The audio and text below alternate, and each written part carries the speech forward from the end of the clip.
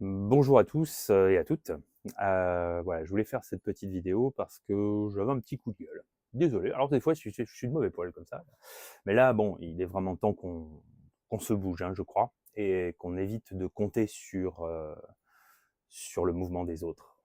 Voilà, je crois que là, on est vraiment tous concernés.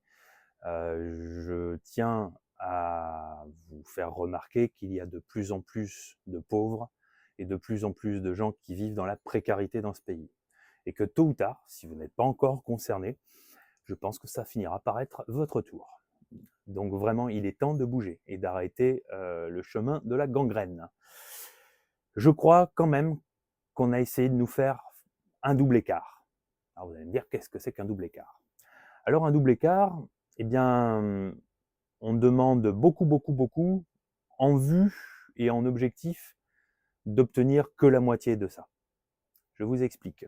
Nous avons eu un gouvernement qui voulait moins rembourser les médicaments, qui voulait augmenter le nombre de jours de carence en cas d'arrêt maladie, qui voulait peut-être baisser de 10 points un impôt pour augmenter un autre de 20 points. Enfin bon, bref, tout était bon pour nous prendre de l'argent, encore plus que maintenant. Tout est bon pour que on travaille pour le gouvernement finalement et qu'on ne travaille plus pour nous.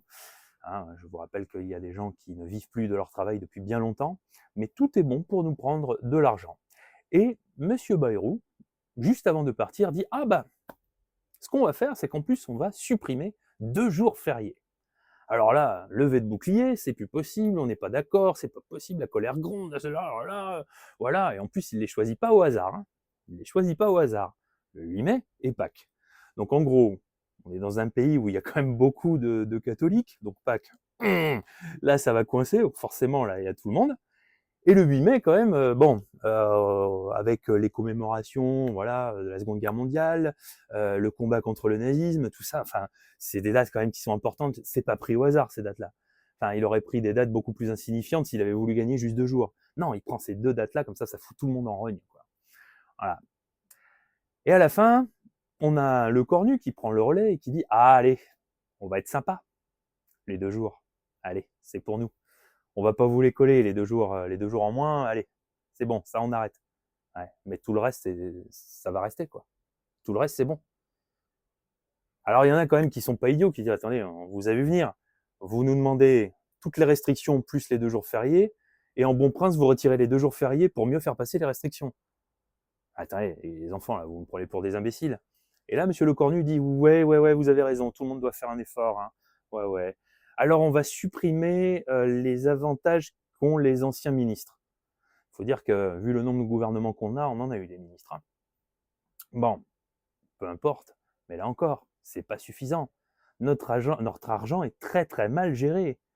Très très mal géré. Monsieur Gérard Larcher, le président du Sénat, s'est fait faire quand même un fauteuil à 40 000 euros. Tout va bien. On cherche de l'argent partout, mais lui, c'est 40 000 balles le fauteuil. Et après, ça vient nous donner des leçons de gestion, hein. Franchement, ça va. Donc non, il ne faut pas s'arrêter aux anciens ministres. Il va falloir faire des restrictions budgétaires pour tous les parlementaires, même en exercice. Eux, ils se sont augmentés leurs émoluments l'année dernière. Contrairement à la majorité des Français, eux, leur pouvoir d'achat, il a augmenté. Nous, il a baissé. Non, à un moment donné, je pense qu'il va vraiment falloir quand même bouger et ne plus compter sur le mouvement des autres. Il va falloir qu'on fasse vraiment œuvre collective de dire stop, ça suffit. Et ça n'est pas un clivage gauche-droite comme on voudrait nous le faire croire. Enfin, là, il ne s'agit pas de dire ah bah ce mouvement-là, c'est un mouvement de gauche.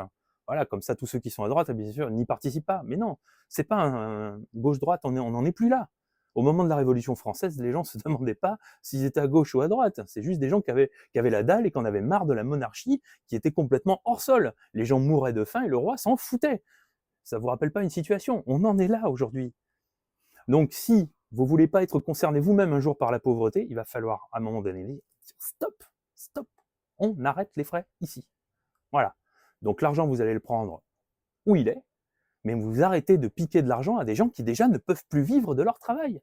Il y a des gens qui sautent des repas et qui en font sauter à leurs enfants alors qu'ils travaillent. On est en France en 2025, tout va bien. Voilà, à côté de ça, pour aller balancer des bombes En Ukraine, il nous faut de l'armement. Allez, on a 15 milliards comme ça. Et on les a pas comme ça. Qui va les payer? C'est vous, c'est moi. Pour tuer des gens. Voilà. Argent bien employé. De toute façon, la guerre, apparemment, on y va.